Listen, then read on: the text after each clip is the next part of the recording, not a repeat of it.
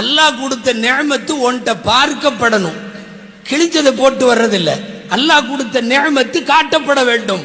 சில பேர் கோடீஸ்வரனா இருந்துட்டு கிழிஞ்ச பனின்னு போடுவாங்க, சும்மா ஊருக்கு அவர் முசாவருன்னு சொல்றதுக்காக. உள்ளுக்குள்ள கத்த கத்தையா எண்ணிட்டு இருப்பாரு, ஆனா வெளியில என்னடா கிழிஞ்ச பனியன். அல்லாஹ்வுடைய நிஅமத்து பார்க்கப்பட வேண்டும். இப்ப என்னன்னா இது எல்லாமே கல்வியானா இல்ல, இவைகள் ஒழுக்கங்கள். தலைமுடிய வெட்ட சொல்றாங்க, வேற நிறத்துல டிரெஸ் போட சொல்றாங்க, தலையை சீவிக்க ஒழுக்கமாங்கறாங்க, கிழிஞ்ச டிரெஸ் போடாதேங்கறாங்க.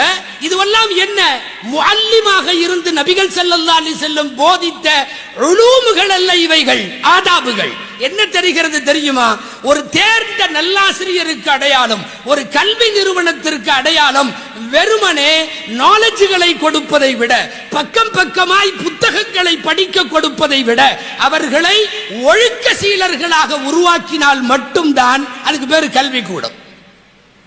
நாம தான் உருவாக்கி ஆக வேண்டும். குறிப்பாக பெற்றோர்களுக்கு சொல்லுகிறோம், நீங்கள் கல்லூரிகளில் உங்கள் மாணவர்களை படிக்க வைக்கிறீர்கள், அவன் பட்டம் வாங்கினால் பத்தாது, மந்த்லி நல்ல சேலரி வந்தால் அது மட்டும் பத்தாது, அவன் சமூகத்திலே ஒழுக்க மேம்பாடோடு இருப்பவனாக இருக்க வேண்டும். எந்த